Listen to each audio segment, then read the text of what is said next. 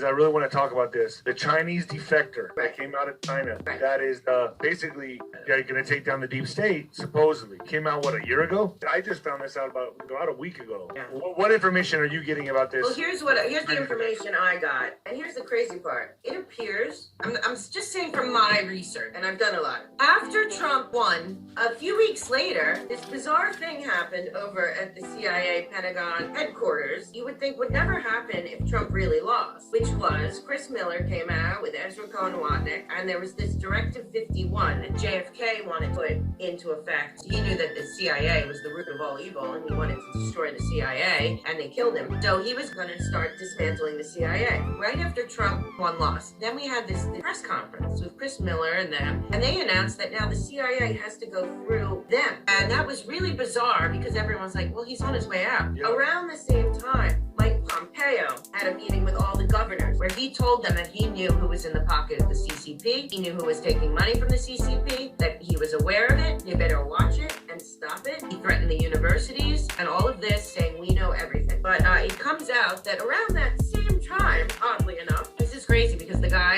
had defected. It was never in the news. Plus, he didn't go to the DOJ, DNI.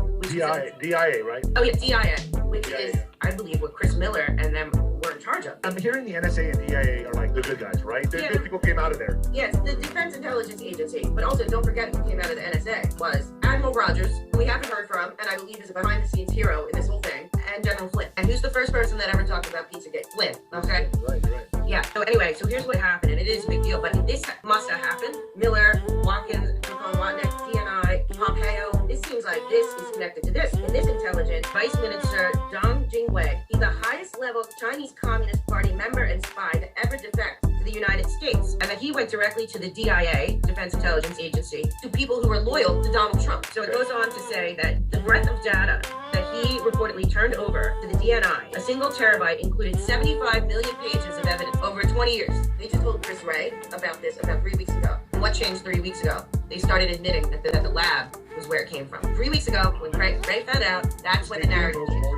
Right, and that's when, 3 weeks ago, when this came out and Ray found out, this is when Fauci also started getting attacked by the mainstream media. No, these are the drips. I know. Yeah, well, listen to what this Russian intelligence report says right here. It says that among the documents, it says 19 million documents, 75 million pages worth, that among that confirm early pathogenic studies of the virus we now know as SARS-CoV-2, models of predicted COVID-19 spread and damage to the United States and then the world, financial records detailing which exact organizations and governments funded the research of SARS-CoV-2 and other biological warfare weapons, names of U.S. citizens who provided intel to the Chinese Communist Party, names of Chinese spies working in the U.S. and attending U.S. universities, financial records showing U.S. businessmen, politicians, and public officials who've received money from the Chinese Communist Party and Chinese government, details of meetings, secret meetings between U.S. government officials and Chinese spies, how the Chinese government gained access to the CIA communications system, leading to dozens of deaths of Chinese people who were working for the CIA during Hillary Clinton's State Department. And he's in protective custody right now. Start everything over, and you look at when that was released to Ray is exactly when the narrative started to change. Look at all this. We got the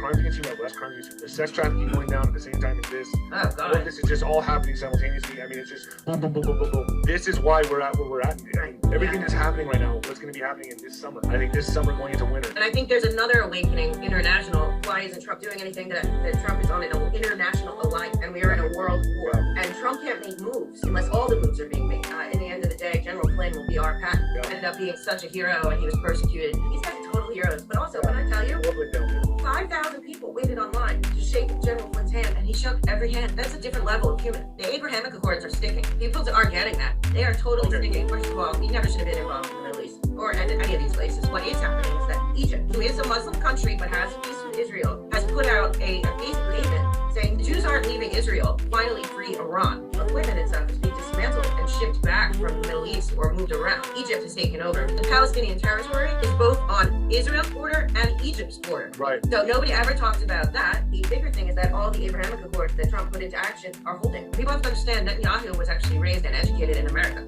Because along the lines of just the Middle East real quick, I've been meeting, I know a lot of vets watch you and love you and reach out to you and me too. And I've been talking to a lot of vets that look at me with tears in their eyes and say, I think all of my friends died for no reason because of petrodollar and because of gold and money, and for this group that we talk about only, that everything that they were told was false, and there's a lot of ads. And then I saw a statistic, this is so sad, but it's out of the military.